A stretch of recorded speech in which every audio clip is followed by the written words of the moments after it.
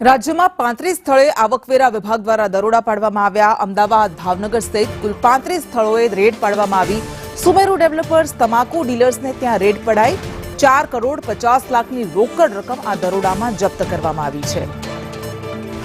વધુ વિગત સાથે દિવ્યા ચૌહાણ જોડાઈ ગયા છે। દિવ્યા, આવકવેરા વિભાગ દ્વારા કાર્યવાહી કરવામાં આવી છે, શું કારણ છે, કોને કોને ત્યાં કાર્યવાહી અને શું મળ્યું છે તપાસમાં?